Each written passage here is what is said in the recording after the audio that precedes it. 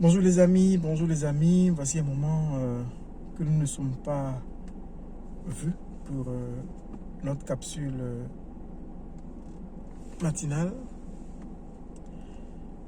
Aujourd'hui, Dieu me met à cœur de m'adresser aux personnes qui croisent ou qui rencontrent des difficultés en ce moment.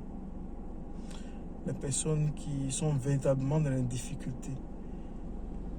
Le Seigneur me charge de vous dire que tout concourt au bien de celui qui place sa confiance en lui. Tout concourt au bien de celui qui croit en Dieu. Vous savez, aujourd'hui, vous traversez, je ne sais pas, de plusieurs difficultés, des difficultés de tous ordres. Sachez que votre Dieu, il est à votre côté. Il est là. Il ne vous a pas abandonné. Il faudrait que la vie de Joseph nous inspire.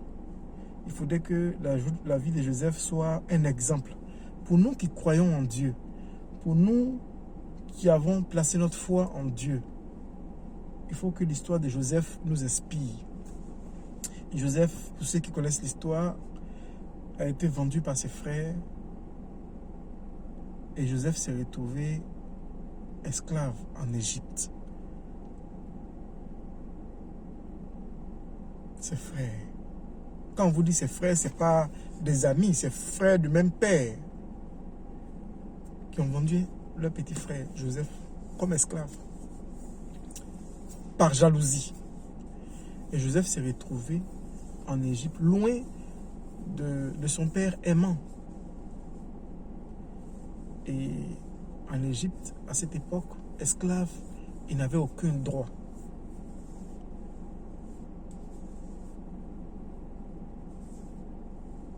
Malgré cette situation, malgré ce statut d'esclave, Dieu a fini par faire de lui le premier ministre de l'Égypte. Donc il a quitté son statut d'esclave pour avoir le statut de premier ministre. Notre Dieu est capable de tout. Il ne faut pas perdre espoir. Même si la situation semble te faire croire que Dieu n'existe pas, même si la situation te fait croire que ton Dieu s'est éloigné de toi, même si la situation te fait croire que Dieu est sourd à ta supplication, ne baisse pas les bras. Notre Seigneur nous dit de prier sans cesse. Continue de lui adresser tes requêtes. Continue de lui demander son secours. Il ne prend pas plaisir à nous voir souffrir. Vous comprenez? Il ne prend pas plaisir à nous voir souffrir. Continuons d'avoir foi et d'avoir confiance en notre Seigneur.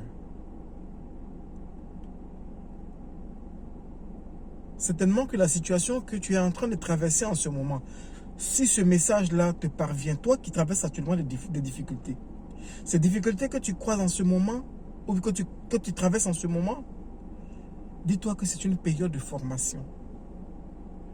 Et que ce que tu traverses, ça n'est pas en vain. C'est pas parce que Dieu aime que tu sois dans cette situation que tu traverses ça. Non.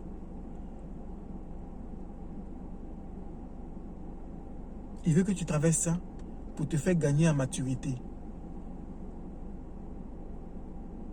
Pour que l'expérience que tu vas acquérir pendant cette période de souffrance-là puisse te servir pour la lourde responsabilité ou la grande responsabilité qu'il va te confier. C'est ce que le Seigneur m'a à cœur de te dire. Sèche tes larmes. Arrête de pleurer, ça ne sert à rien. Ne baisse pas les bras. Bats-toi. Tu cherches actuellement des documents administratifs. Tu es loin de ton pays. Tu n'as pas les papiers. Tu as mal, tu souffres. Continue de crier à ton Dieu. Le moment viendra. Tu es malade, tu es dans une situation difficile. Tu penses que la maladie que tu as est incurable. Il n'y a pas de maladie incurable aux yeux de Dieu. Tu es malade. Prie à ton Dieu. Continue de prier. Tu es dans une situation, tu es dans une relation, tu es marié. Et ton mari te fait souffrir, ta femme te fait souffrir. Ton mari est dans l'infidélité, ta femme est dans l'infidélité. Et tu souffres. Confie-toi en l'Éternel.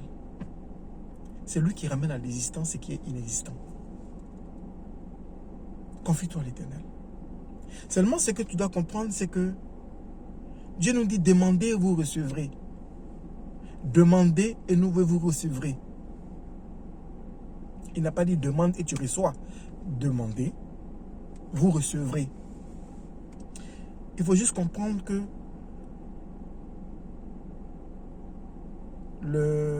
l'action de demander s'inscrit dans 4 dimensions. D'accord? La première dimension est la dimension de la foi. Demander avec foi, c'est-à-dire demander et croire que ce que tu as demandé, tu l'as reçu. Même si tu n'as pas encore vu, tu l'as reçu. Dieu nous dit, ne t'ai-je pas dit, c'est Jésus qui nous dit, ne t'ai-je pas dit que si tu crois, tu verras la gloire de Dieu. Pour voir la gloire de Dieu, il faut d'abord croire. Il faut croire que ce que tu as demandé, tu l'as reçu. Ça, c'est la dimension de la foi dans la demande. C'est la première dimension. La deuxième dimension, il y a la façon de demander. La manière de demander. Qu'est-ce qui peut amener un père à refuser d'acheter ne serait-ce qu'un bic ou un bonbon? Un père qui a de l'argent, qui va refuser d'acheter un bic ou un bonbon à son fils. C'est peut-être parce que le fils ne demande pas avec respect. Tu peux pas venir à ton père, oh chien là, ou bien oh type là, j'ai besoin d'un bonbon. Ton père ne va jamais le faire. Donc il y a cette dimension de respect, cette dimension de soumission dans la demande. Donc première dimension, la dimension de la foi, qui te fait croire que ce que tu as demandé, tu l'as déjà reçu.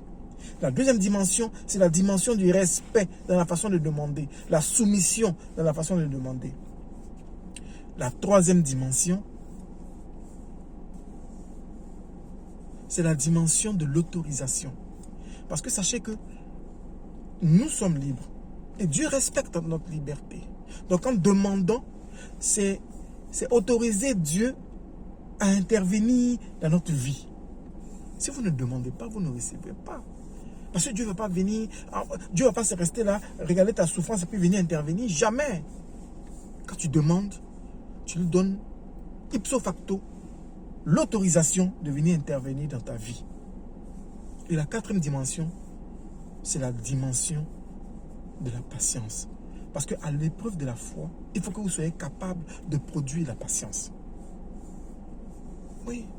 Parce que la patience est en réalité la preuve que votre foi existe. Demandez, vous recevrez au futur. Si vous demandez, vous allez recevoir. Mais entre demander et recevoir, il y a un laps de temps. C'est ça là, c'est la patience. Je ne sais pas combien de temps ça va mettre. Mais le Seigneur me dit de te dire que tu vas sortir de cette situation victorieuse. Il faut juste garder la foi. Toi qui m'écoutes en ce moment, garde la foi. Au nom de notre Seigneur Jésus-Christ, je déclare à l'instant que tu as la victoire. Parce que notre Dieu est un Dieu de victoire.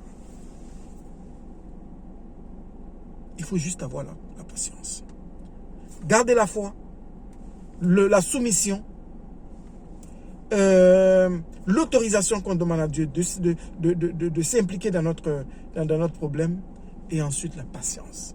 Si vous avez ces 4 éléments réunis, il n'y a pas de raison pour ne pas que notre Dieu réagisse ou intervienne en votre faveur. Je déclare là maintenant, ma soeur, mon frère, que la situation que tu traverses là, elle va prendre fin bientôt. Garde juste la foi. Garde juste la foi. Je vous aime. Et prenez soin de vous. Notre Seigneur est Seigneur et Sauveur. Il ne nous abandonne pas. Il est là, il est avec nous.